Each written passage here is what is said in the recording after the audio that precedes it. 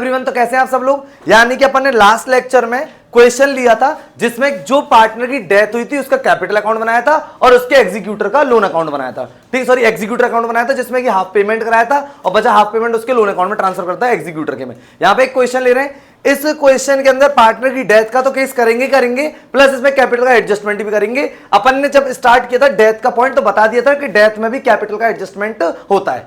ठीक है, तो यहां पर डेथ में के केस में कैपिटल का एडजस्टमेंट भी समझेंगे और जिस पार्टनर की डेथ हो रही है उसका एग्जीक्यूटर का जो भी फाइनल अकाउंट अमाउंट होगा वो भी समझेंगे। ठीक, तो इलस्ट्रेशन क्या कह रहा है, एक बार आप उसको समझने की कोशिश करो।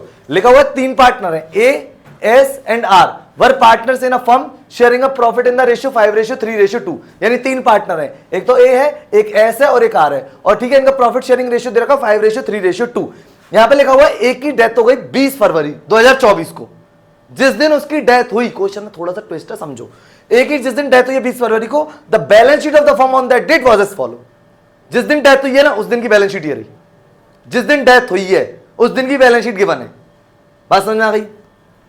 ये सारे की सारी liabilities general reserve loan by A, जो ए की डेथ हो रही है ना उसका, उसने फर्म को लोन भी दे रखा है 7,000 रुपए का। बात समझ में आ रही है। कैपिटल बैलेंसेस दे रखा है, मशीनरी ये सारी दे रखी है और यहाँ पे पी एंड एल का वो दे रखा है, लॉस है 10,000 का। ठीक, बात समझ में आ गई। उसके अंदर लिखा है according to the partnership deed on that date on the death of a partner the executor of the deceased partner will be entitle to. मतलब जिस दिन पार्टनर की डेथ हुई है उस टाइम पे एग्जीक्यूटर के अकाउंट में उसको क्या क्या दिया जाएगा एग्जीक्यूटर को, वो लिखा हुआ है। Balance is the capital account. एक तो बैलेंस देंगे जो कि एक ही डेथ जो ये his share profit and loss on revaluation of assets and reassessment of liability. तो जो भी प्रॉफिट एंड लॉस आएगा रिवैल्यूएशन अकाउंट से वो दिया जाएगा। तो इसमें 2 पॉइंट दिए गए, machinery is to be revalued at 45,000 and furniture at ₹7,000। तो देखो मशीनरी को 45,000 में वैल्यूड किया, यहाँ पे मशीनरी 41,000 की है, 4,000 का प्रॉफिट है। एंट्रीज की पोस्ट हो जाएगी मशीनरी अकाउंट या टू रिवैल्यूएशन 4,000। बात समझ में आ गई।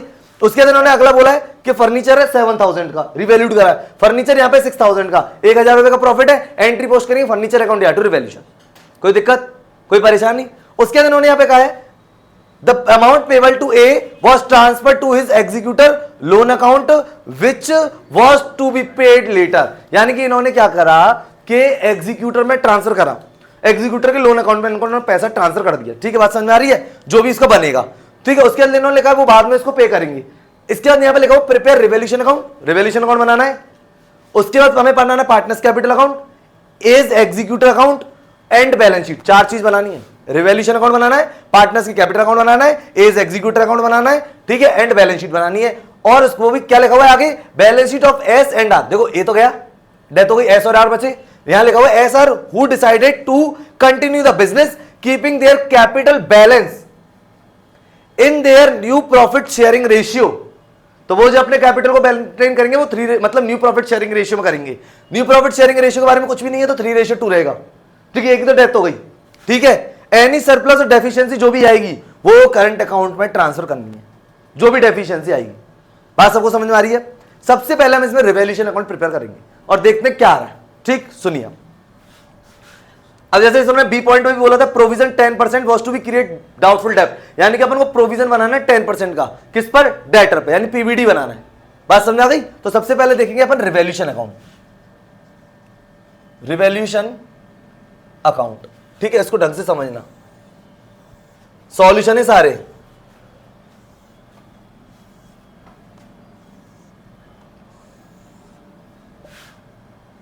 Particular amount then particular then amount. सबसे पहला पॉइंट बात है machinery to be revalued at 45,000। यहां पे 41 की है, 4,000 का प्रॉफिट है। हम लोग यहां पे लिखेंगे बाय मशीनरी, बाय मशीनरी 4,000। ठीक है, पहला पॉइंट कंप्लीट। उसके बाद उन्होंने यहां पे बोला है फर्नीचर 7,000 वैल्यूड करा है, फर्नीचर है 6,000 का, 1,000 का प्रॉफिट है। यहां लिखेंगे बाय फर्नीचर 1,000 का। बात समझ में आ रही है, कोई दिक्कत, कोई समस्या। उसके बाद उन्होंने provision for the provision of 10% was to be create करना किस पे, डाउटफुल डेट, डेटर पे करेंगे। डेटर हमारे दे रखे 15,000, 15,000 का 10% 1,500 होता है, लॉस है, एंट्री पोस्ट होती है रिवैल्यूएशन अकाउंट या टू पीवीडी। तो यहां लिखेंगे टू पीवीडी। ठीक है, 1,500 का ये हो गया पर 1,500 रुपए। उसके अलावा और कोई पॉइंट नहीं, बस ये 2 पॉइंट थे, ए और बी रिवैल्यूएशन अकाउंट के लिए, ये अपन ने यहां पे कर लिए। ठीक है, प्रॉफिट लॉस फाउंड आउट करेंगे। तो देखो यहां का जो टोटल हो रहा है वो हो रहा है 5,000, 1,500 गए तो 3,500 का प्रॉफिट है। और इसको अपन लिखेंगे यहां पे टू पार्टनर्स कैपिटल अकाउंट। ठीक है, ए, एस एंड आर। ठीक है, प्रॉफिट शेयरिंग रेशियो दे रखा है 5:3:2, तो अपन करेंगे 3500 डिवाइडेड बाय 10 इंटू 5, यह आएगा 1750, 1750 इंटू 3 करेंगे तो आएगा 1050, ठीक है, डिवाइडेड बाय 3 इंटू 2 करेंगे तो इसका आएगा जी 700। ये अपन ने डिस्ट्रीब्यूट कर दिया 5:3:2 में, 1750, 1050 और 700, ये इसका रिवैल्यूएशन अकाउंट। ठीक है, रिवैल्यूएशन अकाउंट तो जो नॉर्मल बनाते हुए आ रहे हैं वही है, इसके अलावा तो और हमने इसमें कुछ किया नहीं। ठीक, बात समझ में आ रही सबको? अच्छा, अब अपन बनाएंगे इसमें कैपिटल अकाउंट। ठीक है, अब वो देखना उसको ढंग से, तो 1750 और ये वाला अपन अमाउंट ट्रांसफर करेंगे कैपिटल में। अब देखो कैपिटल अकाउंट किस तरीके से बनेगा इसका, वो देखिए। पार्टनर्स कैपिटल अकाउंट बहुत इंपॉर्टेंट है इसका, ये वाला पार्टनर्स कैपिटल अकाउंट है, बहुत इंपॉर्टेंट। ठीक, बात समझ में आ गई? ये सबसे मोस्ट है, इधर देख लो अब ढंग से। 3 अमाउंट कॉलम बनाएंगे क्योंकि 3 पार्टनर है।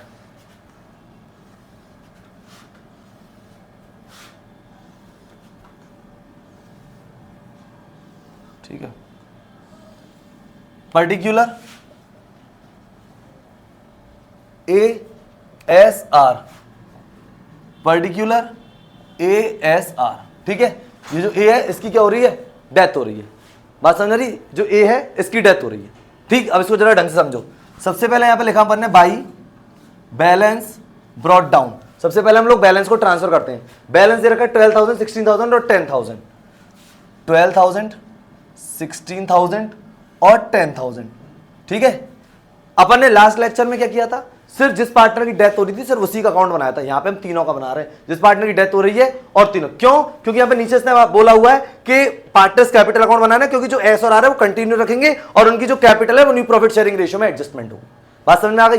By balance brought down. उसके बाद अब देखो यहां पे जनरल रिजर्व दे रखा है, ये डिस्ट्रीब्यूट होगा, लेकिन उससे पहले रिवैल्यूएशन के प्रॉफिट को ट्रांसफर कर लेते हैं बाय रिवैल्यूएशन अकाउंट। ठीक है, 1750 था, 1050 था और 700 था। ठीक है, उसके बाद अपन यहां पे लिखेंगे bye general reserve. General reserve जो दे रखा है वो दे रखा है अपने को 20,000 का।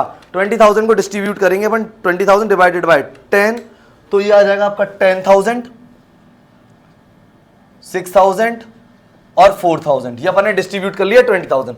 ठीक है, उसके बाद चलते हैं तो देखो यहाँ पे प्रॉफिट एंड लॉस अकाउंट दे रखा है 10,000 का। ठीक है, अब यहाँ पे बात इस बात की है कि यहाँ पे सब P&L सस्पेंस हम यूज करेंगे कि नहीं करेंगे? नहीं करेंगे। क्यों? क्योंकि जिस दिन पार्टनर की डेथ हुई है ना, उस दिन की बैलेंस शीट ही बन चुकी है, उस दिन की बैलेंस शीट दे रखी है, उसी दिन की लिख रहा है ना। और A death on 25/2014 the balance sheet of the firm on that date was as follow, ये दे रखी है। तो मैं जिस दिन मरा है उसी दिन की डेट बैलेंस शीट है, तो P&L सस्पेंस क्यों आएगा? प्रॉफिट कैलकुलेटेड 10,000 रुपीज का, अपन इसको डिस्ट्रीब्यूट करेंगे, यहां पर लिखेंगे टू P&L क्योंकि लॉस दे रखा है। ठीक है, कितने का? 10,000 का है, तो 10,000 डिवाइडेड बाय 10 इंटू 5 कराएंगे तो 5,000 आएगा, यहाँ पे 3,000 आएगा या 2,000 आएगा। ठीक है, ये अपन ने कर दिया। यहाँ पर कोई समस्या? यानी कि अपन ने क्या करा, बैलेंस ट्रांसफर कर दिया, रिवैल्यूएशन का प्रॉफिट लॉस आया था वो ट्रांसफर कर दिया। ठीक है, ये जनरल रिजर्व डिस्ट्रीब्यूट कर दिया, P&L कर दिया। अब एक और चीज सुनिए, जब ए की डेथ हो गई तो जो ए का लोन अकाउंट जो फर्म ने ले रखा है, लायबिलिटी साइड अगर कोई लोन दिखता है इसका मतलब फर्म ने ले रखा है पार्टनर से। अगर इधर की साइड दिखता है तो इसका मतलब फर्म ने दे रखा है, क्योंकि फर्म ने अगर लोन दे रखा है तो फर्म की असेट्स है, फर्म ने ले रखा है तो फर्म की लायबिलिटी है, इसलिए दे रखी है यहाँ पे। और ये ए से ले रखा है 7,000, तो जब ए की डेथ होगी तो ये उस लोन को भी तो उसके कैपिटल अकाउंट में ट्रांसफर करेंगे। जब एक कैपिटल अकाउंट में एक में जब लोन ट्रांसफर करेंगे तो यहाँ पे आएगा बाय एज लोन। ठीक है, बाय एज लोन एक में लिखूंगा 7,000। ठीक, क्योंकि लोन से उसकी कैपिटल बढ़ेगी, एंट्री हो जाएगी एज लोन अकाउंट या टू एज कैपिटल, लिख दिया 7,000 का, क्योंकि ये लोन आया है। बात अच्छे समझ में आ रही है?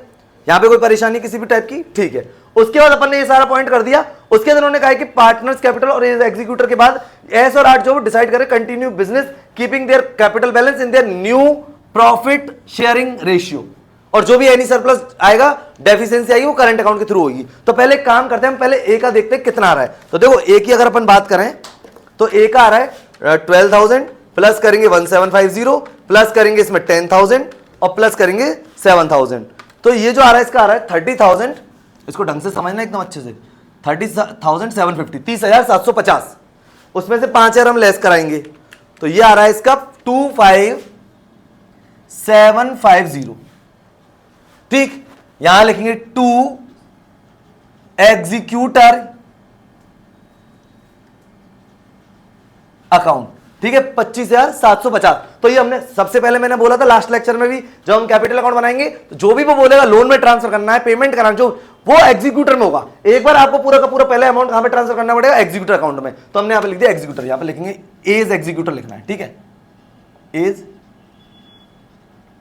एग्जीक्यूटर अकाउंट, ठीक है, 25,750। यहां तो कोई समस्या। अब यहां पे हमें करना है कैपिटल को मेंटेन। तो देखो एक बार ढंग से समझने की कोशिश करना, अपन लोग यहां पे क्या कर रहे हैं, हम सबसे पहले एस और आर के बैलेंसेस निकाल रहे हैं। तो देखो 16,000 प्लस करेंगे 1050 प्लस करेंगे इसमें 6,000, क्योंकि कैपिटल का एडजस्टमेंट करना है एनपीएसआर में, ठीक है। तो ये अपन कर रहे हैं 16,000 करेंगे प्लस करेंगे इसमें 1050 प्लस करेंगे इसमें 6,000, ठीक है। तो ये आएगा आपका 23,050, इसमें से माइनस कराएंगे 3,000, तो ये बैलेंस आएगा। देखो ए का जो बैलेंस है 23,050 में से अगर मैं 3,000 निकालूंगा तो देखो यहाँ पे लिखना बैलेंस लिखा है, यहाँ पे वर्किंग नोट बनेगा, एक तो बनेगा एस का और एक बनेगा जी आर का, ठीक है, कैपिटल बैलेंस, ठीक है। इसका आ रहा है 20050। हमने क्या करा, इनको ऐड कराया और इसको लेस कराया, तो बैलेंस आ रहा है 20050। अपन कैरेट डाउन में जो लिखते हैं, पॉइंट समझ आ रहा है, ठीक है। ऐसे आर का देखो एक बार 10,000 प्लस करेंगे 700 प्लस करेंगे 4,000, देखो 10,000 करेंगे प्लस करेंगे इसमें 700 प्लस करेंगे इसमें 4,000, तो ये जो बैलेंस आएगा 14,700 आएगा। इसमें से अपन माइनस कराएंगे इसका 2,000, ठीक है, ये आएगा इसका 12,700। ये सारे इन दोनों के, ठीक, इन दोनों को बैलेंसों को मुझे करना है ऐड, ठीक है। टोटल कैपिटल निकल के आ जाएगी यहाँ पे, टोटल कैपिटल। भाई टोटल कैपिटल क्या फॉर्म की, उस समय देखना पड़ेगा। 20050 प्लस 12,750, हम इसको ऐड करेंगे, बैलेंस आएगा 32,750, ठीक है। दोनों के बैलेंस ऐड कर लिए, यानी कि 20,050 और 12,750, ठीक है। इन दोनों को ऐड करा तो 32,750 आ जाएगा। एक बार और चेक कर लेते हैं इसमें, 20050 प्लस 12,700 ऐड करेंगे तो 12,750 आएगा, यानी 700 इधर, ठीक है। तो ये आ गया बैलेंस 32,750, ठीक है, कोई दिक्कत है। अब इसको एस और आर एनपीएसआर यानी न्यू प्रॉफिट शेयरिंग में लिखेंगे, तो हम यहां लिख देते हैं कि न्यू कैपिटल, न्यू कैपिटल। अच्छा, इनका प्रॉफिट शेयरिंग रेशियो कितना है, देखो ये तो गया, और कोई भी इंफॉर्मेशन है नहीं है, तो न्यू रेशियो कितना है 3:2, ठीक है। तो 3:2 में हम इसको डिस्ट्रीब्यूट करेंगे, 3:2, तो 32,750 डिवाइडेड बाय 5 इंटू कराएंगे 3, तो ये आएगा इनका 19,650 और इसका जो आएगा वो आएगा 13,100। आगे बात समझ में, इसका 19,650 और इसका 13,100। पहले बताओ ये बात समझ में आ रही है, हमने एस और आर का बैलेंस निकाला, ये देखा, उसको टोटल करा 32,750 आ गया, इसको डिस्ट्रीब्यूट कर दिया 3:2 में, 19,650 और 13,100। यहाँ पे एक दो लाइन छोड़ के यहाँ लिखेंगे 2 बैलेंस कैरिड डाउन, तो देखो ये तो खत्म। इसका करते हैं एस का 19,650 और इसका लिखेंगे 13,100। तो देखते हैं भैया कहां पे किसका कितना कितना बैलेंस आ रहा है, वो देख लेते हैं एक बार।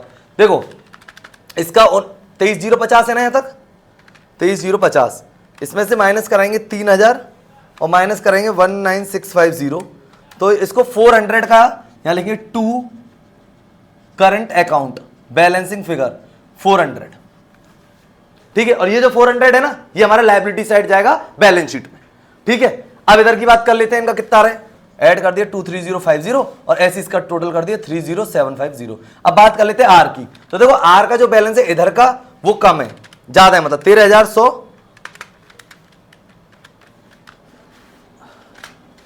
13,100 प्लस 2,000 करेंगे तो 15,100 आ जाएगा, ठीक है। उसमें से हम इसको 14,700 को लेस करा देंगे, तो यहां पे करंट में आएगा by current account balancing figure, ठीक है।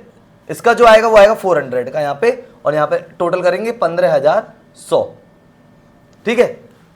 बात समझ आ रही है। तो एक का करंट अकाउंट इधर आया बैलेंसिंग फिगर, एक का करंट अकाउंट आया इधर, तो यानी कि ये वाला जो करंट अकाउंट आया ना एस का, ये तो बैलेंस शीट में उतरेगा लायबिलिटी साइड, और ये आएगा आपका असेट साइड, ठीक है। किसका करंट अकाउंट आएगा, आर का, और जो एस का करंट अकाउंट है वो लायबिलिटी साइड आएगा, क्योंकि आर की जो एस है ना उसकी कैपिटल ज्यादा है, ठीक है, और इसकी कैपिटल कम है, तो 400 रुपए करंट अकाउंट, इसलिए इसका कहां पे आएगा जी, डेबिट साइड यानी एसेट साइड। आई होप कि ये बात तो समझ में आ गई होगी। और ये इसका वर्किंग नोट था, बहुत मेन है इसका, जो कि इसका बैलेंस है, ये रहा 19,650 और 13,100, ये डिस्ट्रीब्यूट किया 32,750 में। बात समझ में आ गई, कोई दिक्कत है, कोई परेशानी है? अच्छा, इसके बाद इसने हमसे बोला है एज एग्जीक्यूटर अकाउंट बनाना है, एग्जीक्यूटर अकाउंट बना देंगे अभी, ठीक है। बैलेंस का थोड़ा ध्यान रखना, 19,650 और 13,100 और 25 यहाँ लिख लेते हैं। यानी कि एक तो एस का बैलेंस तो दे रखा 19,650, ठीक है, और आर का बैलेंस जो दे रखा है वो दे रखा 13,100।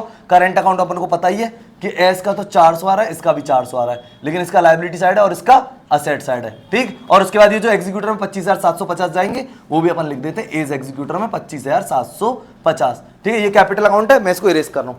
आ रही है समझ में? कैपिटल का एडजस्टमेंट है इन केस ऑफ डेथ, ठीक है। चलते हैं और अपन आएंगे एग्जीक्यूटर अकाउंट, उसको भी आप देख लो एक बार। एग्जीक्यूटर अकाउंट बनाएंगे क्योंकि अपन ने बता दिया था ना कि एक बार जब जिस पार्टनर की डेथ होगी उसका फुल पेमेंट पहले आपको कौन से अकाउंट में ट्रांसफर करना है? एग्जीक्यूटर में। तो देखो यहां पे इज एग्जीक्यूटर अकाउंट। अब जरा देखो इसको, और उसके बाद इसकी बैलेंस शीट भी बनेगी। तो देखो particular amount, then particular, then amount, ठीक है। ये अपन ने बना लिया। सबसे पहले एज एग्जीक्यूटर में वही एंट्री जो अपन ने लास्ट लेक्चर में करी थी, एज कैपिटल अकाउंट या टू एज एग्जीक्यूटर, तो बाय एज कैपिटल अकाउंट पूरा चला गया जी। इसका बैलेंस 25,750, और ये कोई भी इस क्वेश्चन में कहीं नहीं है पेमेंट, तो इसने लिखा है transfer two is executor loan account, ठीक है। वहां पे तो कहता आधा पेमेंट था आधा लोन में था, या पूरा का पूरा लोन में। यहां लिख देंगे to as executor loan account, ठीक है, 25,750। ये अकाउंट हो गया जी क्लोज, पूरा का पूरा अमाउंट लोन में ट्रांसफर कर दिया। आई होप कि ये भी बात आपको समझ में आ गई होगी। 25,750 और 25,750 का ट्रांसफर कर दिया लोन में। लास्ट लेक्चर में क्या था? हाफ पेमेंट कराया था, हाफ लोन में ट्रांसफर किया था। और मैंने उस समय ये भी बताया था जो लोन आ रहा है ये लायबिलिटी साइड जाएगा आपका, क्योंकि लोन है भी, ठीक। अब अपन इसकी बनाएंगे बैलेंस शीट, क्योंकि इसने बोला न्यू फर्म की बैलेंस शीट भी बनानी है। तो एक बार उस बैलेंस शीट को भी अब आप देख लीजिए। अब बैलेंस शीट देखिए, बैलेंस शीट, ठीक है, न्यू फर्म की। अब एक बार इस बैलेंस शीट को देखो, क्वेश्चन यहां पे कंप्लीट हो जाएगा आपका। Liabilities amount, then assets amount, liabilities amount, then assets amount, ठीक है। इसको एक बार आप देख लो ये किस तरीके से करना है। देखो सबसे पहले ओल्ड बैलेंस शीट से चलेंगे। क्रेडिटर दे रखे 19,000 के, कुछ नहीं करा, एज इट इज लिखेंगे 90,000, ठीक है। पहला पॉइंट कंप्लीट। उसके जनरल इधर डिस्ट्रीब्यूट हो गया, लोन बाय ए तो कंप्लीट हो गया क्योंकि ट्रांसफर करा दिया था। तो यहां पे अब देखो क्या क्या लिखना है उसको समझना। इज एग्जीक्यूटर लोन अकाउंट 25,750 का, ठीक है। अभी अपन ने कर दिया। उसके बाद इनके कैपिटल के बैलेंसेस हैं, ठीक है। कैपिटल बैलेंसेस से देख लो, कैपिटल अकाउंट यहां पे अब रहेगा केवल एस और आर। एस का कैपिटल अकाउंट तो आ रहा है 19,650 और आर का कैपिटल अकाउंट आ रहा है 13,100। इन दोनों को टोटल करेंगे और बाहर लिख देंगे 19,650 प्लस करेंगे इसमें 13,100, यह आएगा आपका 32,750। ये बात समझ में आ रही है। और करंट अकाउंट आए थे दोनों के, एस का करंट भी आया था और आर का भी। तो एस का जो करंट अकाउंट आया था वो लायबिलिटी साइड जाएगा, यहां लिखेंगे एस करंट अकाउंट, ठीक, 400। बात समझ में आ रही है। ये हमने सारे के सारे पॉइंट यहां पे कंप्लीट कर दिए। अब यहां पे चलते देखो मशीनरी पे।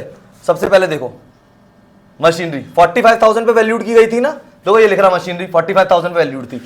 फर्नीचर जो आपका था वो 7,000 पे वैल्यूड था, कर दिया, ठीक है। उसके बाद आपको स्टॉक था, स्टॉक से रिलेटेड कोई भी इंफॉर्मेशन नहीं थी, तो जो ओल्ड में वो इसमें आएगा 9,000। उसके बाद अगर अपन बात कर लेते हैं डेटर की, तो देखो डेटर तो दे रखे हैं 15,000, तो अपने को पता है यहाँ पे पीवीडी बनाया था 10% का, तो यहाँ पे लेस करेंगे पीवीडी 1500 का, तो यहाँ पे आ जाएगा 13,500। बात समझ आ गई? 13,500 का यहाँ पे आ गया। उसके बाद देखो बात कर लेते कैश, तो कैश से रिलेटेड कोई भी इंफॉर्मेशन यहाँ पे है नहीं है, तो कैश भी एज इट इज आ जाएगा 3,000 का, ठीक है। P and L already upon distribute कर चुके, बात समझ में आ गई। और केवल करंट अकाउंट रह गया ए का, सॉरी आर करंट अकाउंट। तो आर का करंट अकाउंट कितना हो गया जी? 400, ठीक है। जो इसने बोला वो अपन ने कर दिया, लोन अकाउंट में ट्रांसफर कर दिया, क्रेडिटर एज इट इज लिख दिए, एस और आर का बैलेंस लिख दिया, एस का करंट अकाउंट लिख दिया, यहाँ पे आर का करंट अकाउंट लिख दिया। Machinery, furniture, stock, debtor, cash as it is जो थे वो लिख दिए, जिन जिन में इंक्रीमेंट हुआ था, डिक्री वो सब कुछ कर दिया। डेटर में पीवीडी अपन ने बना दिया, ठीक है। सारे के सारे पॉइंट कर दिए। और जो बैलेंस शीट का जो करना था अपन को कैपिटल का adjustment in case of death वो कर दिया। जो भी डेफिशिएंसी आई, जो भी सरप्लस आया उसको करंट अकाउंट के थ्रू करना था, इसमें लिख रहा है।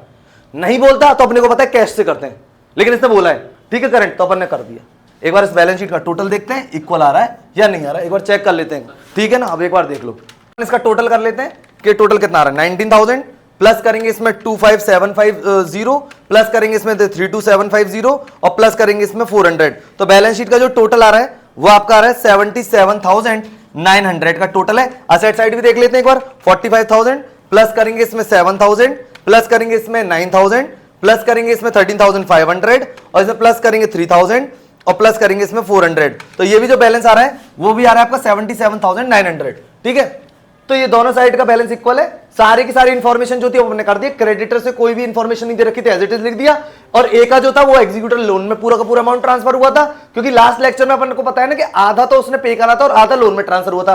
कैपिटल के बैलेंस लिख दिए, जो अपने बैलेंस लिखे थे निकाले थे अपने वर्किंग नोट के संग, और टू बैलेंस कैरेट डाउन निकले थे। और उसके बाद जो भी डेफिशिएंसी और सरप्लस आया था वो करंट अकाउंट के थ्रू करा था। तो एस का करंट अकाउंट लायबिलिटी साइड आ रहा है और आर का करंट अकाउंट आ रहा है एसेट साइड, ठीक है। मशीनरी 45,000 वैल्यूट करी थी इन्होंने, फर्नीचर 7,000 वैल्यूट किया था, स्टॉक से रिलेटेड कोई इंफॉर्मेशन नहीं थी, डेटर पे इन्होंने पीवीडी बनवाया था 1500 का, और कैश से रिलेटेड कोई भी इंफॉर्मेशन अपन इस क्वेश्चन में नहीं करी। तो ये सारी की सारी चीजें करी थी। एक अच्छा क्वेश्चन अपन ने लिया इन केस ऑफ डेथ, और उसमें भी कैपिटल का एडजस्टमेंट। कितनी सारी चीजें बनवाई है इसने, देखो जरा। एक तो अपन ने रिवॉल्यूशन अकाउंट बनाया, इसके अंदर पार्टनर्स कैपिटल अकाउंट बनाया, ठीक है, एज एग्जीक्यूटर का अकाउंट बनाया, ठीक है, और बैलेंस शीट बनाई है, और वो भी न्यू फर्म की एस और आर की विद न्यू कैपिटल एडजस्टमेंट के साथ। आई होप कि गाइस ये क्वेश्चन आपको अच्छे से समझ में आ गया होगा, ठीक है। एक बार आप इसका रिवीजन करें, अगर फिर भी आपको कोई प्रॉब्लम आ रही है तो कमेंट सेक्शन में जरूर लिखें, जिससे कि हम आपकी प्रॉब्लम को सॉल्व कर सकें, ठीक है। मिलते हैं अपन नेक्स्ट लेक्चर में नेक्स्ट टॉपिक के साथ, तब तक के लिए guys good bye and thank you.